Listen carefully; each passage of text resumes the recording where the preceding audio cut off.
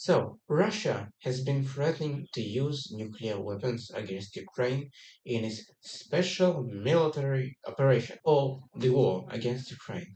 Well, are they actually legit? Do Russian nuclear threats hold any actual value? And should we be fearful that World War III is on the outbreak and may happen any day now? Well, it's important to remember this isn't the first time Russia has done this. Even in the Russia-Ukraine war, Russia has been nuclearly posturing from the start. It has moved right from the start of the war its nuclear forces to the border with Ukraine. After that, it has threatened and implied the use of nukes with its declaration of the military operation. Now, more recently, it has been conducting nuclear capable tests, unveiling new nuclear equipment, and even moving nuclear submarines from the docks into the Black Sea. This is all part of Russia's nuclear posture.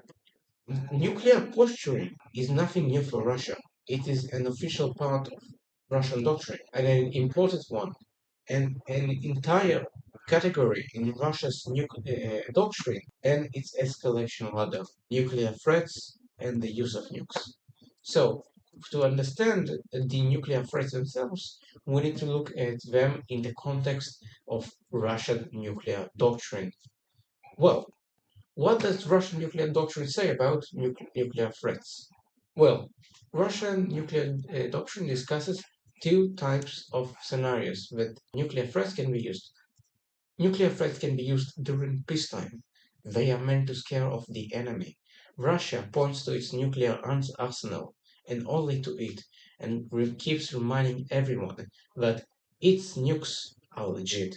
Any opposition to it will be met with a harsh nuclear reaction by Russia. But during wartime, this thing changes a lot. The doctrine flips on its head. No one will believe Russia if it uses nuclear threats from the start. What? You're invading a country, or you're defending yourself from a country, and you straight out go to nuclear threats? No, no one will believe you for that. So, nuclear threats become a long-term strategy. They are used in the medium and end part of the war to, of course, induce fear in the hearts of the enemy, make it fear a Russian nuclear retaliation, Russian nuclear strikes. The fear inducement concept of nukes is the most important part of them because Russia's doctrine relies heavily on almost, and it's almost totally based upon the concept of an escalation ladder that brings and manages and controls fear. Russia wishes to make its enemy fear of what it may do next and willingly surrender. This surrender will be beneficial to Russia. The nation will come to the negotiating table, and Russia automatically gains a lot of leverage if the nation believes that Russia may nuke it. Russia will get quite a lot more concessions and even achieve further strategic goals that weren't possible from a conventional military point of view. Russia hopes that Ukraine will come itself to the negotiating table, surrender, and let it keep its newly annexed territories. But Russia also uses nukes for more reason. It doesn't have to be just fear. Nuclear threats are also some sort of a checklist. Russia wishes to check the reaction of the international community nuclear threats. It wants to observe how its target nation will react. Will it go in fear to the negotiating table? How its enemies' allies will react? And Russia hopes that the reaction will be to pull the support to the enemy and even to pressure the enemy to end the war. Russia hopes the West will stop its weapon deliveries to Ukraine and pressure it into signing a bad peace agreement with Russia. And finally, Russia wishes to see How will its allies will respond to such threats? What will they do? Will they continue supporting Russia? Will they continue delivering it weapons, supplying it with ammunition? Will they actually flip to the other side of the conflict, side with the enemy? This is all important information that Russia gleans from using nuclear threats. So, what it has learned? Russia has learned a major key point. NATO has threatened to respond and respond harshly to any Russian nuclear strike against Ukraine. Will be met with a conventional NATO response, with NATO troops invading Russia. Russia's allies' reaction to its nuclear threats haven't been so stellar. India and China have been shying away from the war and have expressed their dissatisfaction with Putin and the war as a whole. And with the possibility of nukes, they have been critical of the position of the nuclear threats, and it looks like they may be warning Russia through private channels not to use nukes. This is an unsurprising reaction.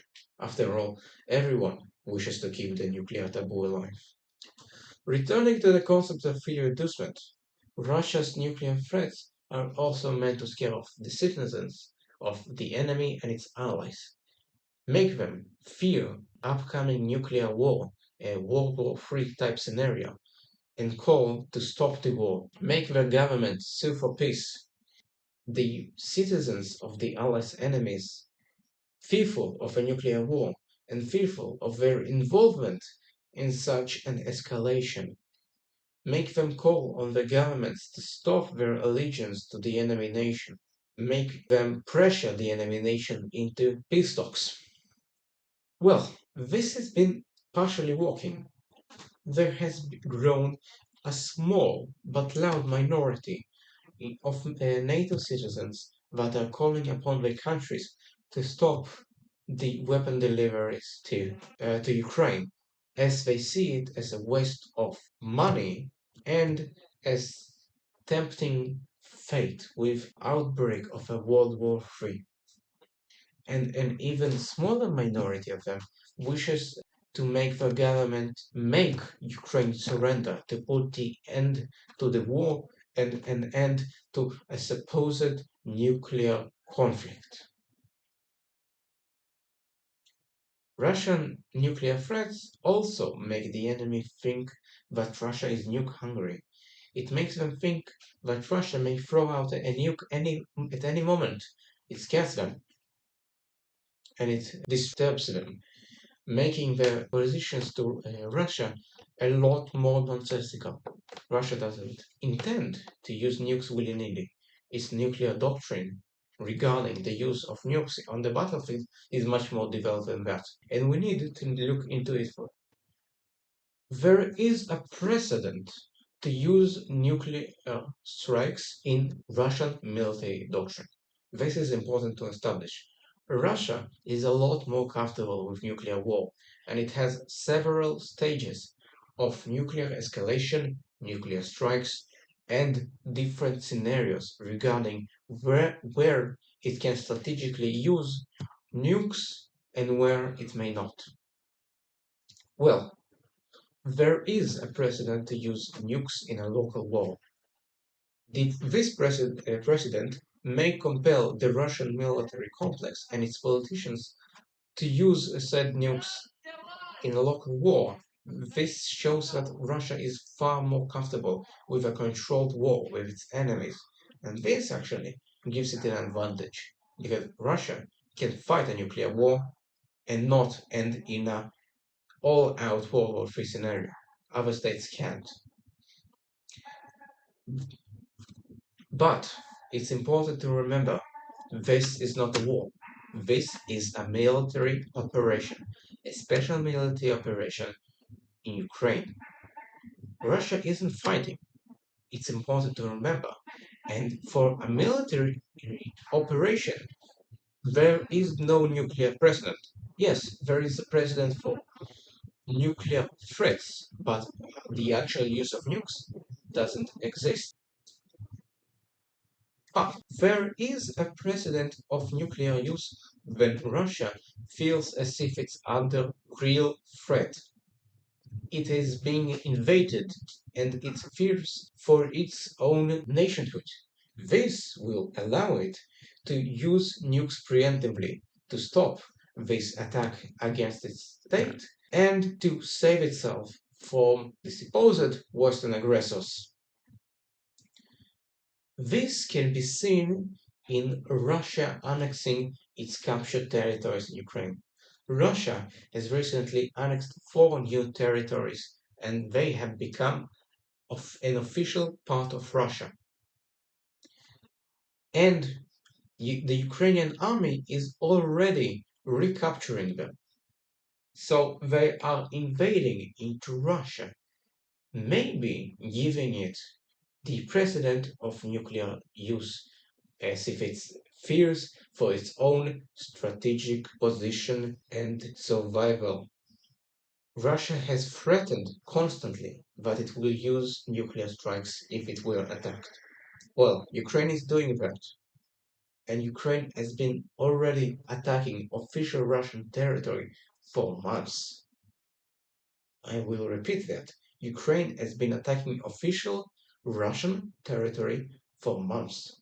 Russia has threatened that any attack on its territory will result in a nuclear strike against Ukraine. This didn't happen.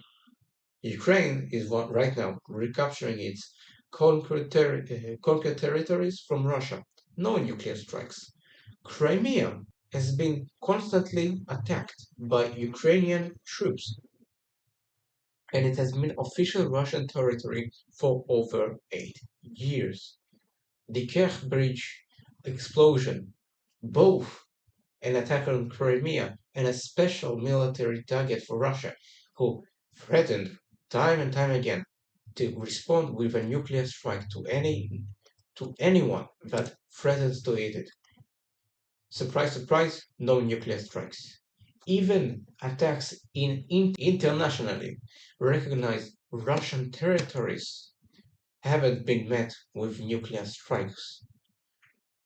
We are talking about attacks by the Ukrainian army in places like Belgorod, no nuclear strikes. So, Russian nuclear threats are suddenly sounding quite a lot emptier. Now, let's go over the response once again, because it's important to keep in mind for the next part. And the most important part of the response is the concept of the nuclear taboo. The nuclear taboo is the taboo surrounding the use of nuclear war. It goes something like this. If a nation uses a nuclear weapon, it will be met with an overwhelming reaction from the entire global community in order to minimize the threat of nuclear strikes in our planet. This threat protects small and large nations alike, nuclear and non-nuclear nations. This taboo can allow nuclear nations to go to war with non-nuclear nations and not end up in a nuclear war scenario. The less nuclear war scenarios, the less people die, the better we are as a whole. So it has been met with the Russian threats have been met with disapproval from all across the world. Its allies have been shying away from it and the war itself and are likely already signaling their disapproval of Russian nuclear threat. More important is its enemies' reaction. What does NATO respond? What does it say about Russian nuclear threats? Well, currently, as of the time of recording, there hasn't been an official statement by NATO, but they have gone out and to speak several key figures in NATO, and they all have agreed on an important point that NATO will respond, and it will respond harshly to any nuclear strike against Ukraine.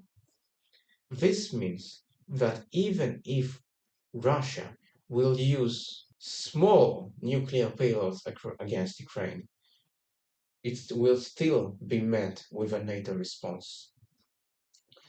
This in mind, it sounds like it's better for Russia not to risk it, because if it uses nukes, it gambles with NATO, and if its gamble doesn't pay off, it can be catastrophic for Russia. So Russia can turn to other alternatives. It's very important to remember that Russia still has alternatives to actual nuclear use. So, what are they? Russia may strike missile strikes against important infrastructure, water plants, power stations, water treatment facilities, and more, as it is already done with its response to the Kerch Bridge attack. Precision guided missiles hitting important infrastructure disrupt daily civilian life and help Russia spread fear among the general people of Ukraine. Once again, returning to the tactic of fear inducement. The strikes may also hit civilian targets that don't hold any military value, such as shopping malls, high rises, public parks, and crowded streets. This is all done at rush hour to maximize the brutality of the strikes, to get to kill as many Ukrainians as possible with its costly missiles. This has been done. Russia has attacked several cities in the start of the war in February, and it once again has done it as a response to the Crimea bridge attack. These missiles induce fear and disrupt the almost regular life that the people in Western Ukraine are leading. But it's important to remember that Russia doesn't have a lot of precision guided missiles, and their return on investment, the amount of fear you get per missile launched, is quite low because the missiles are costly and the damage they cause isn't that large. So Russia may prioritize strikes against important infrastructure and throw out all Soviet bombs against civilian targets. Russia may return to its sabotage of important infrastructure, as it is done with Nord Stream, disrupt Europe, make them stop supporting Ukraine, make them doubt what will come next, spend resources to protect oil and gas installation in the North Sea, ramp up security around pipelines. This all distracts them from helping Ukraine and induces fear in the West and fragments it because the nations that may be hit by Russian sabotage may suddenly shift their position on Russia and the war as a whole. Russia can return to its strikes and assassination attempts against Ukrainian leadership.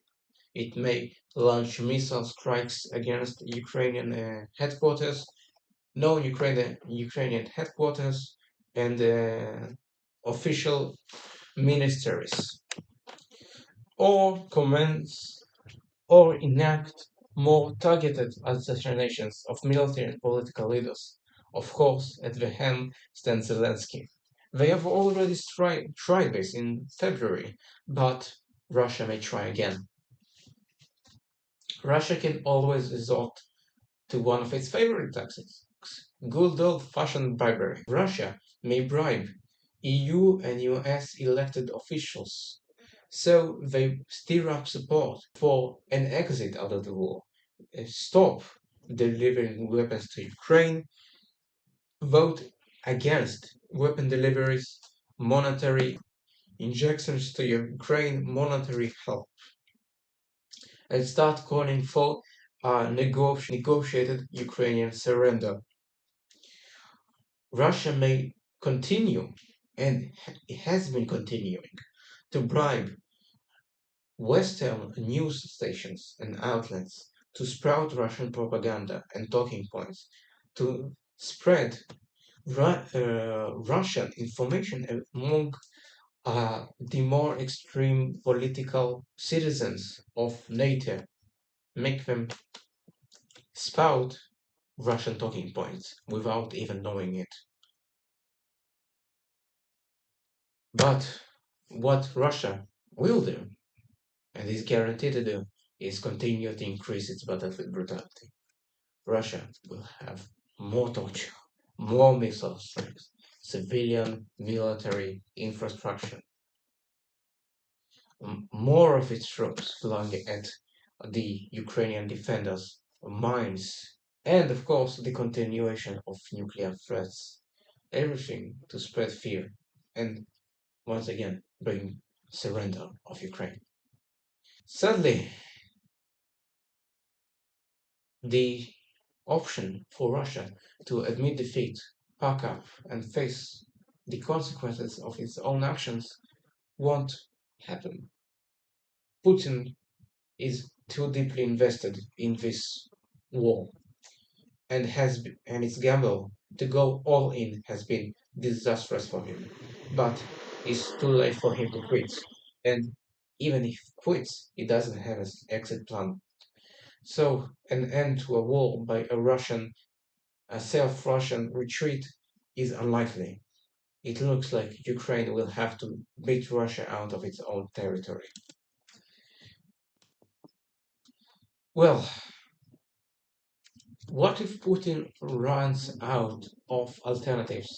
What if Putin feels as if he has to resort to nuclear strikes? How can Russia use nuclear strikes in the war? First of all, if Russia considers nuclear strikes, it may consider the war as a local war, with its doctrine of symbolic, non-strategical nuclear strikes.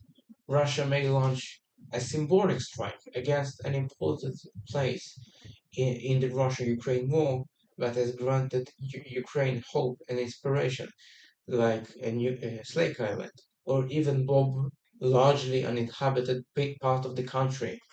To show Russian strength, Russia is actually able and willing to use nukes against Ukraine.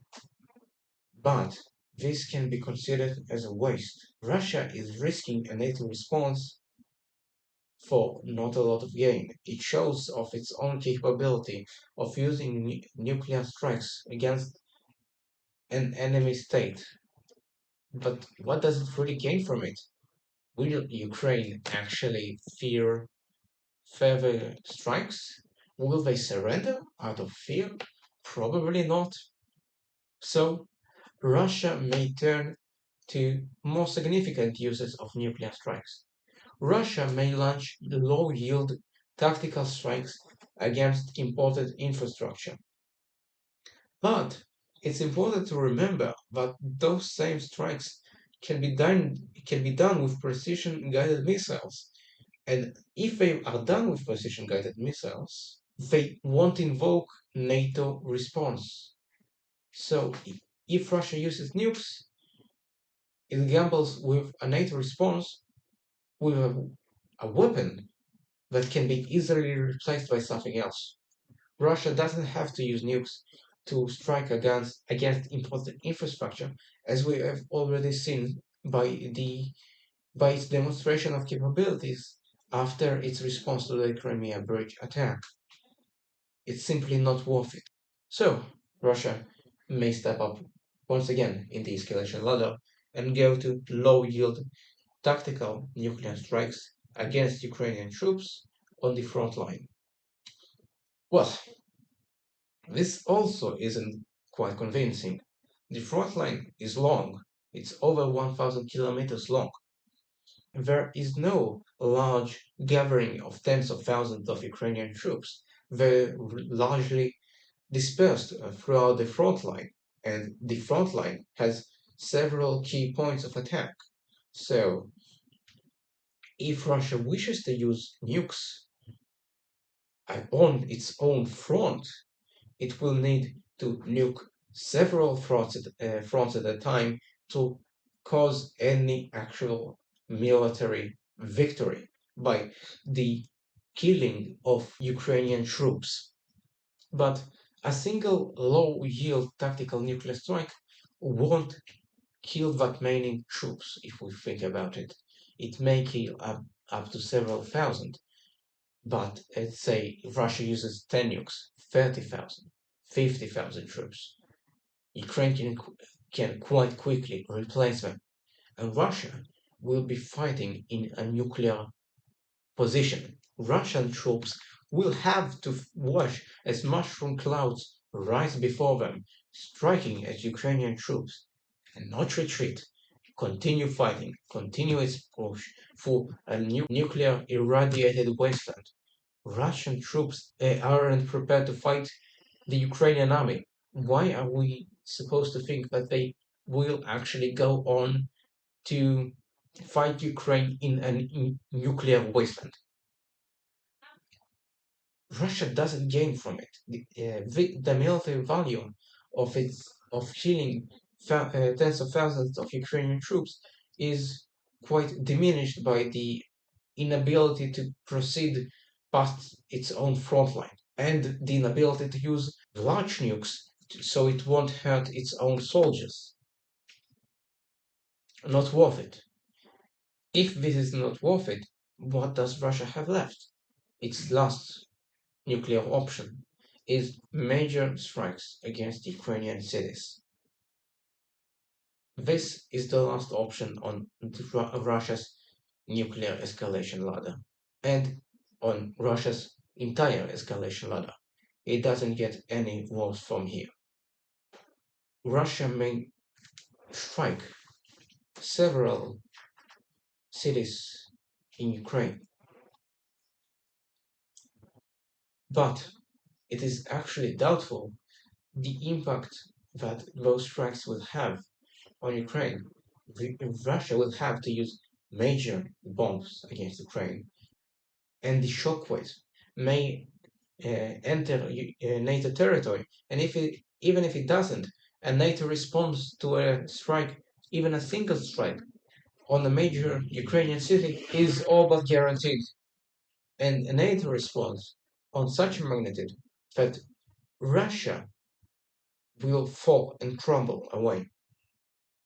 If Russia can fight off Ukraine using newly acquired NATO hardware, well, how is it supposed to fight against a NATO army all with lots of experience and cutting edge technology? It can't. Russia will crumble, and Putin will go on off with it. This is simply not worth it for Russia. Every single scenario of nuclear use ends up being a bad investment for Russia. As long as those scenarios remain a net loss for Russia, Russia won't use nukes. If Russia loses a lot more than it gains by the use of nukes, why would it use them? And let's hope it stays this way in the eyes of Russia, its people, and its leaders.